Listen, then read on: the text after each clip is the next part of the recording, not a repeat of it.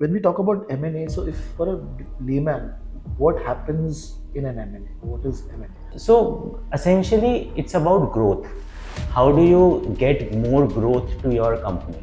Of course, whatever business you're doing, there'll be organic growth over there, but the expectations, market expectations, your own ambitions are higher.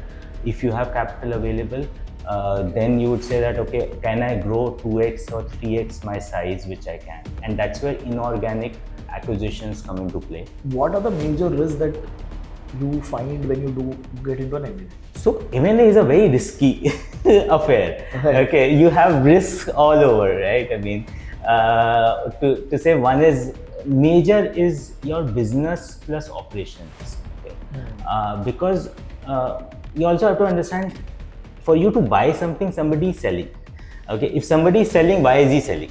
Okay. Yes. So therefore, you have a business which he's doing. I'm sure when you're selling, the person says that it's a great business. So one is that risk, whether that business will continue on its trajectory or not.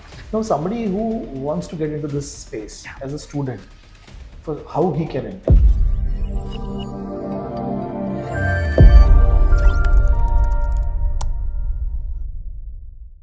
Hello guys, I hope everybody is doing good. Hi, this is Ganesh Nayak. I help finance professionals and students to excel in their career and become a better version of themselves.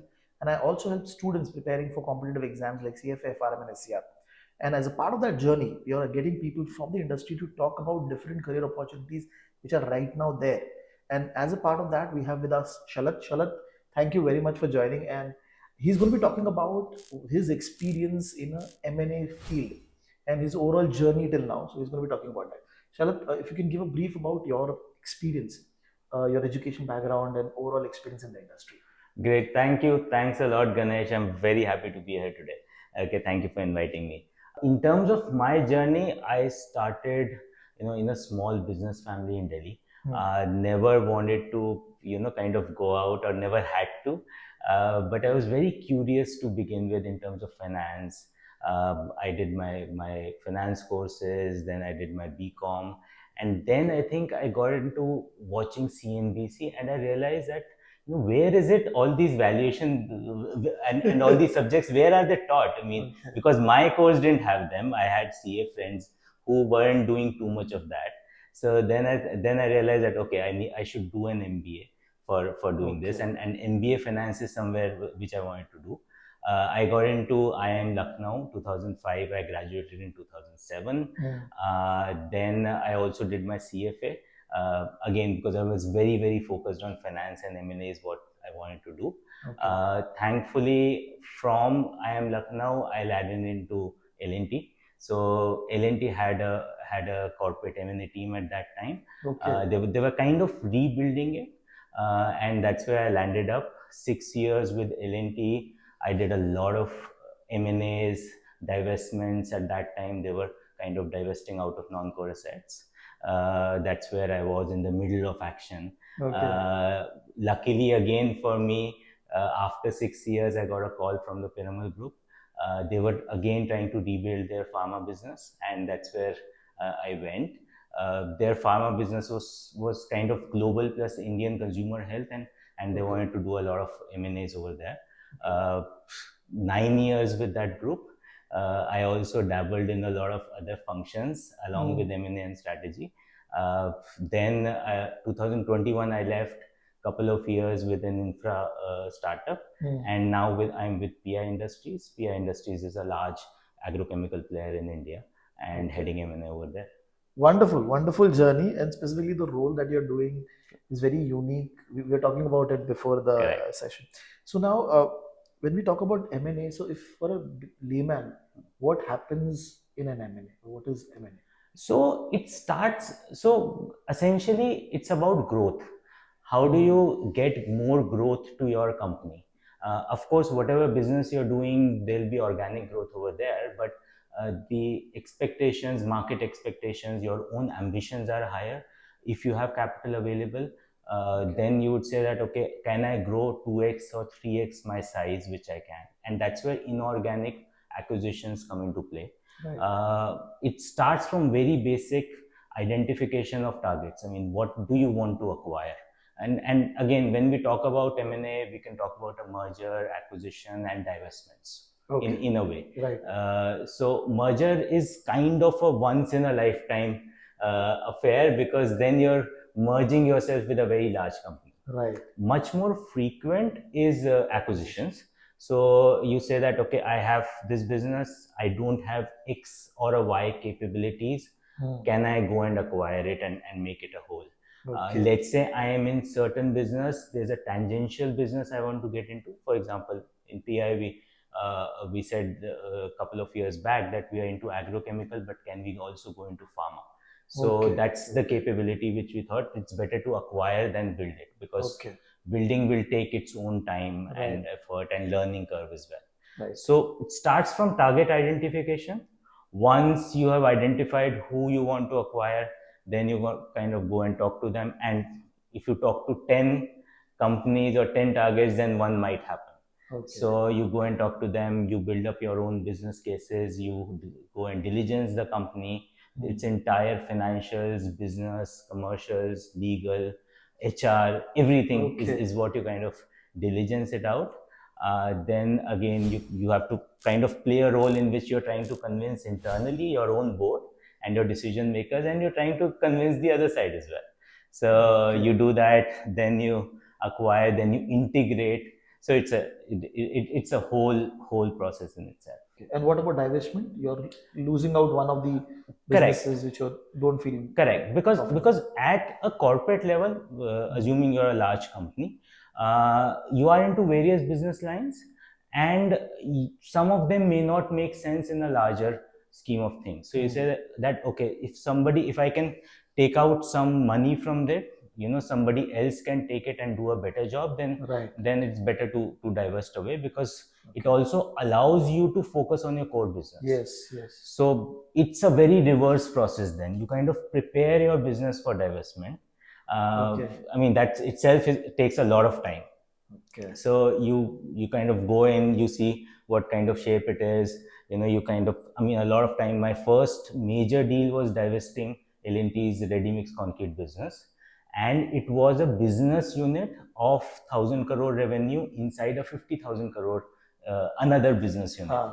So there were all these linkages which we had to break. We had to literally make a trial balance of the company. Okay. Then the business itself had 64 plants all over India. So we literally had to take out the entire financials of each one of them, package it together, see legal from a legal standpoint, from people's standpoint, and then you kind of show it to investors and try and make a deal. So it was basically a part of the bigger organization. You have carved it out. Correct. Created a new entity. And then sell it off. So either an entity or a business. It may not be a legal entity because you can do a business transfer agreement, but effectively things are the same. Okay, wonderful.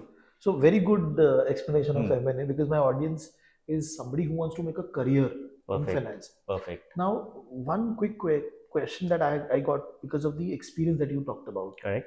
How much important it is for you to be from particular industry to do this M&A? Because you have moved into multiple industries. Correct. How does that work? So essentially, it's also about which stage are you moving in. If you're moving in, let's say you're a fresher, you're within 2 to 4 years of work experience, industry may not matter that much. Also, if you're coming from, let's say, more of a finance background, wherein you're kind of researching the financials of companies and then trying to understand the business. So it's not very important to be from that industry. Let's say you're focusing on an element which is like operational integration of an M&A target. So let's say you're trying to go to a consulting company to say that, okay, this is the services that I will offer. Then it is more important, because for example, agri-business processes and the products will have a very, very different dimensions from consumer businesses. Right. So there it's more important, but I would say almost 70-80%. If you're not, let's say, if you're 20 years or 15 years of experience, then a little bit of experience of the industry matters. But otherwise, it's just your ability to understand businesses, what drives growth, what are the factors which which kind of give one company an advantage Advantage. over the other, and that's how you do it. Right. And in the general M&A team that you have seen, Right. do we have one person only looking at financial, one person only looking at compliance? How does that work? So if you're an M&A team, then you can't have it, because M&A teams are small. Okay, so all these elements the M&A team cannot be the expert of. What our job is to look at an overview, macro view. Okay, then enlist experts inside the company. So let's say if I have to do a legal review of a target, then I will of course go to my legal head and enlist experts over there. However, our role comes in that after they have analyzed what is good and bad, you also have to understand which thing is major for an acquisition, which thing is not. So I'll give you an example. For example, I mean, you're buying out a business, and the legal team comes and says that, oh, their one particular license of the factory is not there, or it has expired. Now, in the larger scheme of things, that's the call we have to take, whether it's important or not. Okay. So therefore, you kind of really look at the macro view, and kind of drive all the other experts as to. So it's more of things. stakeholder management also, internal and external. Like for example, you might hire a law firm to do some checks. Correct. So you hire law firms, you hire accounting firms, auditing ones, even tax firms, for example, and all of them do their job individually, and you are the one who brings everything together and sees what do I focus on, what do I not focus on, and which elements would get into reduction or increase of value which I pay, and which elements are more important and less important. That's all the job is. And what are the major risks that you find when you do get into an M&A?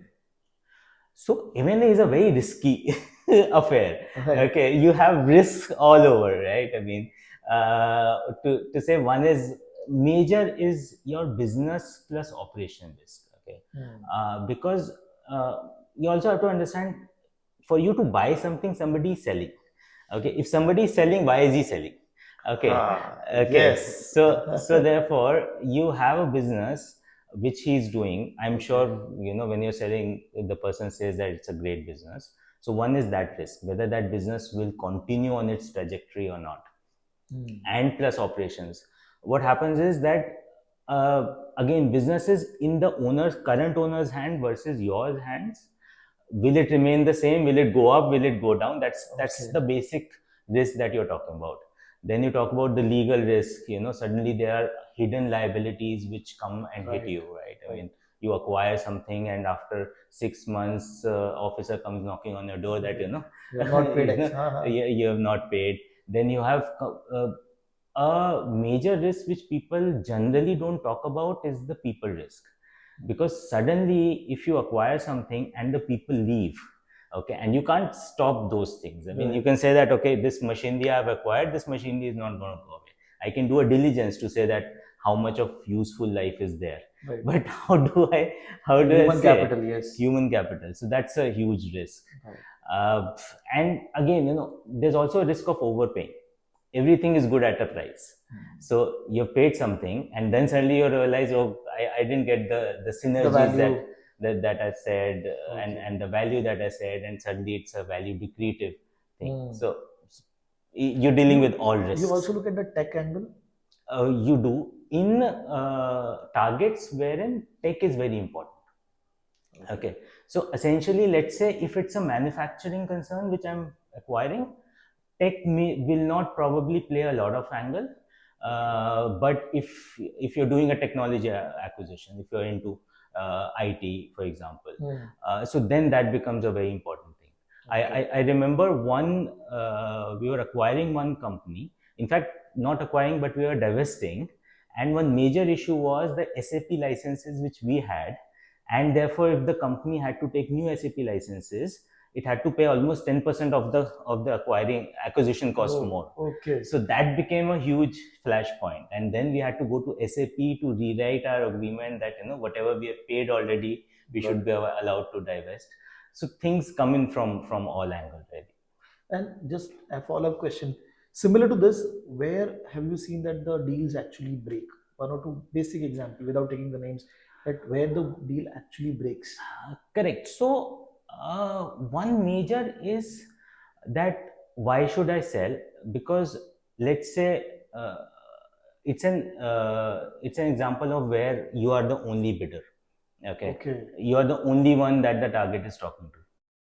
So you get into an idea that he doesn't have anything else to sell, but a seller always has has an option to not sell. So a lot of times when the relationship is not managed well, deals break because value is only one part of the deal, what you're paying. Okay, the other part is again in terms of all the other conditions, everything, how you're going to treat the people, and all of that, and therefore there are a lot of decision makers that you have to take care of.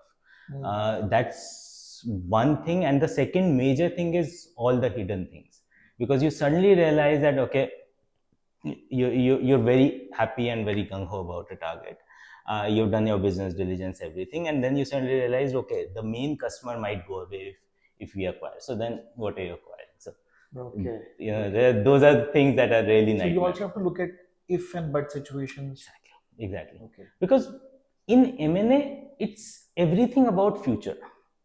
Okay, very little is about present, of course, and whatever is there which is known to everybody. Right. The value that you're paying is actually not for the present one, for the future. Yes. So therefore, and nobody knows future, right? I mean, do we know what's going to happen after 1 hour? No. I agree. Okay. Yes. So it's only about what you can think about, and you can probably. So actually, storytelling is a great element of M&A. You should be able to kind of have those skills to understand what's going to happen in future. Now, somebody who wants to get into this space as a student, for how he can enter. Any thoughts on that? So I think there are ways, of course, very basic.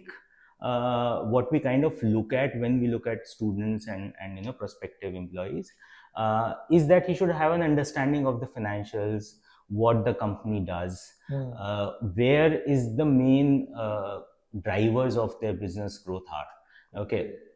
So I think majorly MBA, CFA, CAs is what we kind of look at, because they have, I mean, with their own finance background and studies, they have a view on the whole company, because you can actually juggle around with the financials and understand. So those are the basic building blocks or basic things. However, actually to top it up, you really have to demonstrate your ability to understand business. Okay. Because for example, if you say that okay, this company has 20% margin and this company has 10% margins, what explains that? Okay. Can you really understand what goes behind it? I mean, 20% margin might be in a consumer company and a 10% might be in an industrial company, and both might be great. Okay. If it's the reverse, you should know that it is bad. Okay. And therefore, if you acquire something, how does it look like? So for example, again, if you're in chemical company, saying that okay, you should acquire another chemical company may not be the best of the idea. Okay, because if you're already doing something, you are better off building on your own. Right. Okay, so those kind of understanding of the entire landscape and businesses is very important. Okay. And what is a normal typical day for you? What do you do in a normal day? If you can give a brief. Sure. So multitude of things, because typically I would be handling at least 3 to 5 deals in various stages. Okay. So something which an acquisition has already happened few months back. So I would probably be involved with the target companies in the integration discussions, seeing for example, there are issues which always come up. For example, their budget needs to be presented. So some bit of involvement over there. Then let's say something which is going to happen, we have started the diligence, so then I go and follow up with the respective teams, advisors, where the stages are, what kind of information they're getting, not getting, and then analyzing it.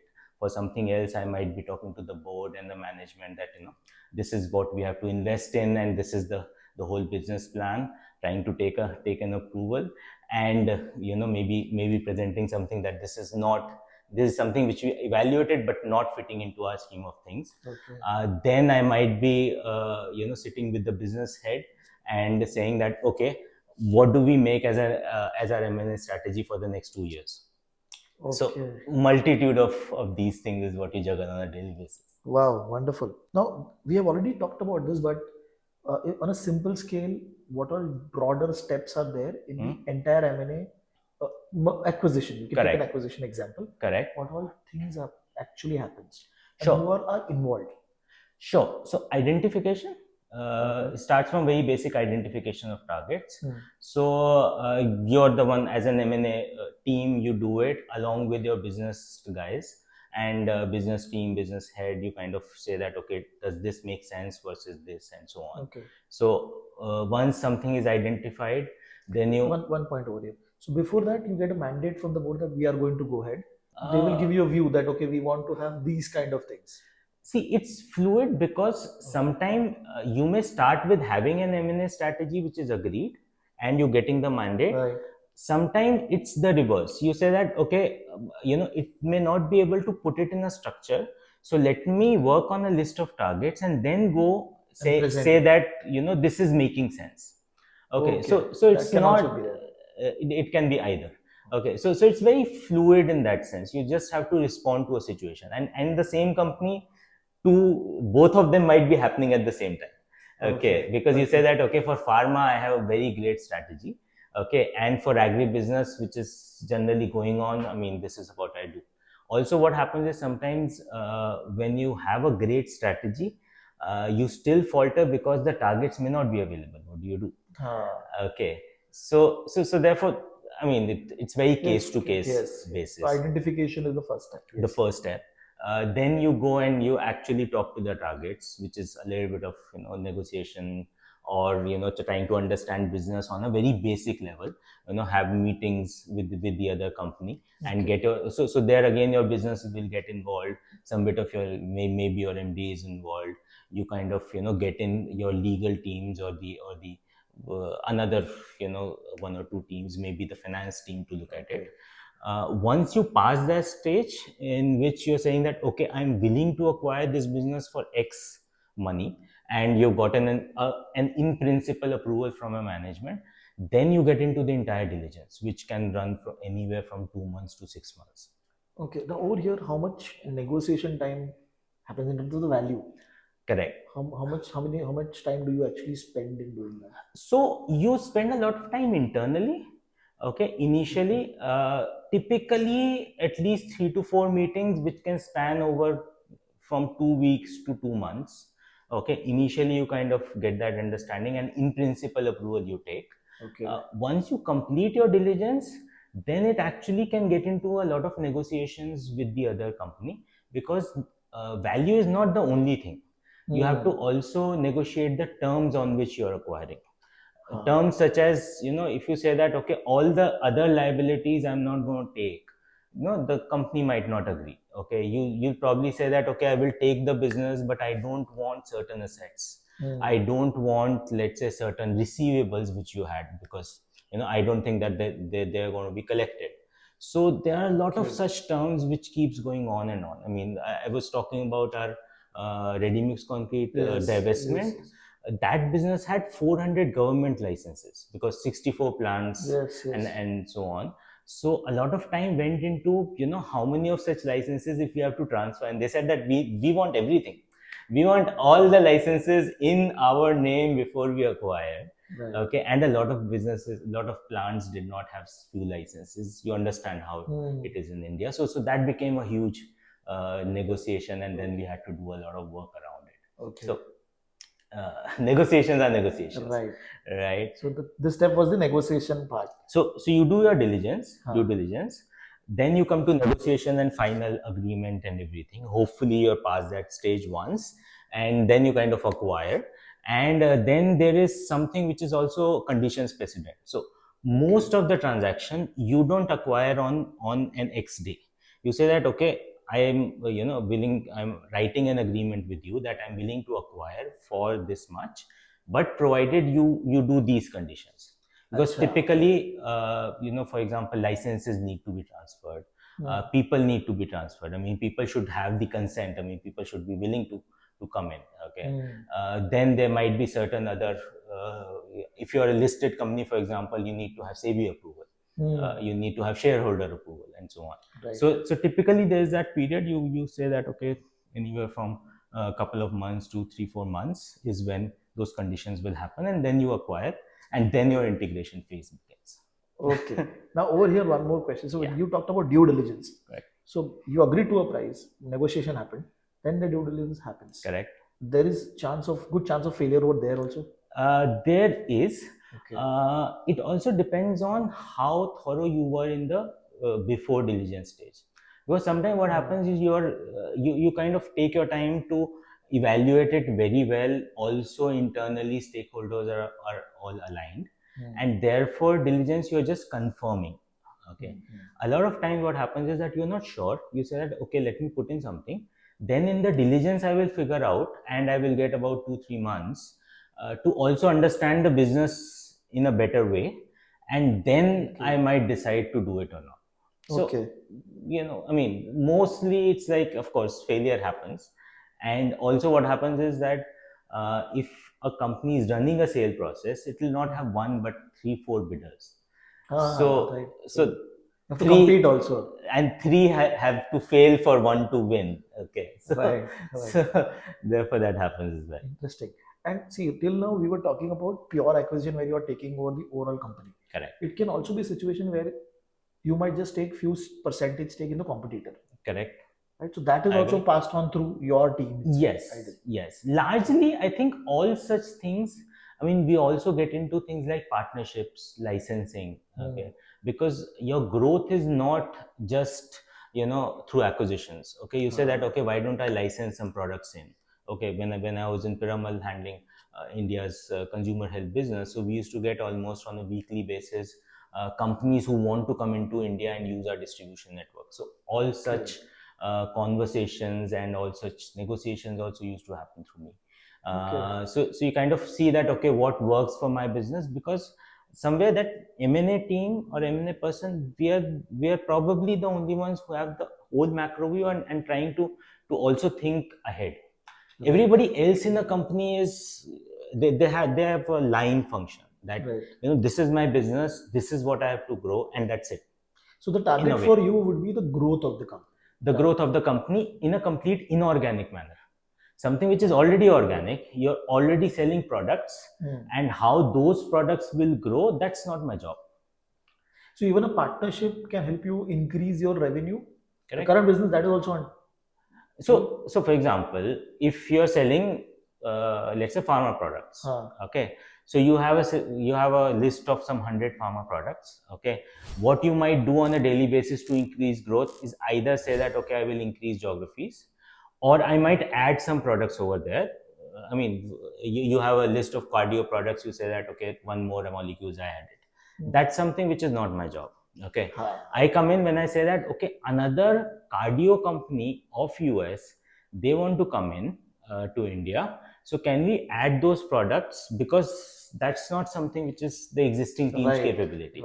So that's where we come in. Or we say that okay, there's another company who's also selling cardio products. So not cardio products, for example, pain products.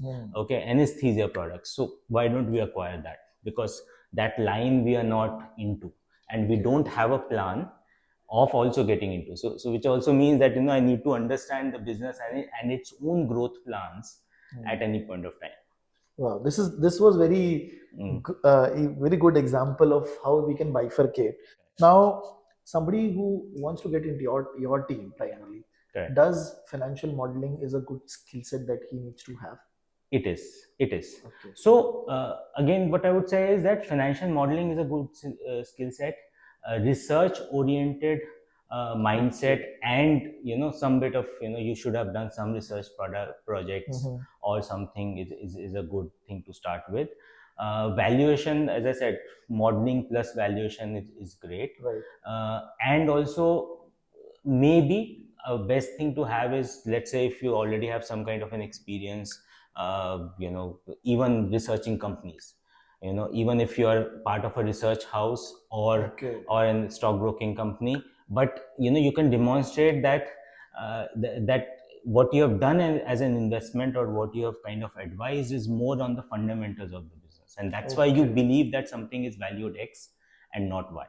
So people who have done equity research or debt research, they can also enter? They can also enter. They can also Okay. enter, Okay. provided they are able to demonstrate their financial Right. acumen. Right. Right. That's very important. Right. And in terms of interview questions, so when people sit for interviews, what one or two, three questions which are your favorite? Correct. You generally ask people. Correct. So I think one is, of course, how do you what is a valuation? How do you arrive at a valuation of a company? Okay, that's Okay. one of my favorite questions, and it's a little broad based, so person can really think and come to a good answer. Okay. That's one. Secondly, I kind of try to delve into whatever. See, everybody, even if he's a student, would have done some project with which includes analyzing some company in some way. Okay. So then I try to get into that. Okay, if you have analyzed an FMCG company, where does its main margins come from? Okay, what does it do? I mean, do you understand what does it do? Right. Where is the value accretion which happens? Right. And therefore, if he understands that, then very simply, what do you think? How can it grow its business? So focusing on the drivers. Exactly. Interesting. Now, if somebody who has joined, suppose your team, what would be your guidance for him that, okay, how you can grow in this field? Yeah. So I think one is, I don't know if he's relatively fresher. I think your willingness to get into the deeper details of the subject are very important. Okay. So I definitely recommend people to go back to corporate finance books or valuation books. I think one thing now, I mean, when I started out, there's a problem of information. Now there's a problem of plenty of information. Okay. So what can you probably focus on and understand a lot about the subject per se? That gives you a great way to begin. And then the more and more you can do, I think another part of this role is that you can neither be too aggressive nor be too conservative. Because if you focus on a company and you focus on minute issues, you'll never be able to drive any acquisition deal, because everything comes with a huge issues. I mean, there are tons of things. This is not right, that's not right. Of course it's not. And if you think everything is hunky dory, then that's not the case. Right? So I think you need to have you need to analyze a lot of things. Okay, go deeper into everything. For example, whenever a data room opens, and a data room, for example, for a target company can have documents from its financials, its technical, R&D, legal, HR. I actually ask my teammate to read each and every document. Everybody says that, how can I read it? I say, it's in English, read it. Okay. So that's actually very important, because unless you spend the time to understand everything, even if it's an R&D document, just go online. If you don't understand this, then you will realize what is actually happening over there. So and therefore you need to do that a lot. If you do that for 10, 20, hopefully in a couple of years time, then then you're really good. Wow. One advice that you got which changed your life in your career that you want to share? I think my boss in L&T, and he was just fantastic in terms of his career and how he got there. I think he told me very early that, look, your commercial sense is very good, okay, but you need to also balance it out with your communication skills, so that you're able to communicate what you think. Okay, because what's happening is that and I don't know today, very frankly, but when we passed out, we were like all over the place, had a lot of knowledge gained from textbooks, but not able to articulate it. Okay, so I think that's what he said, that you balance your technical skills, commercial skills with your communication skills, so that you're able to convince people what you're saying, because especially in the field that you are, your communication is much more important, because everything is in the future. How do you communicate that yes, this will make you value in future, which so you need to be able Right. to do that. So I think that was just awesome. Oh, but this has been a wonderful podcast. I really enjoyed it. I So enjoyed it thank you with you, again for Ganesh. taking out time. Thank you so much. Thank you.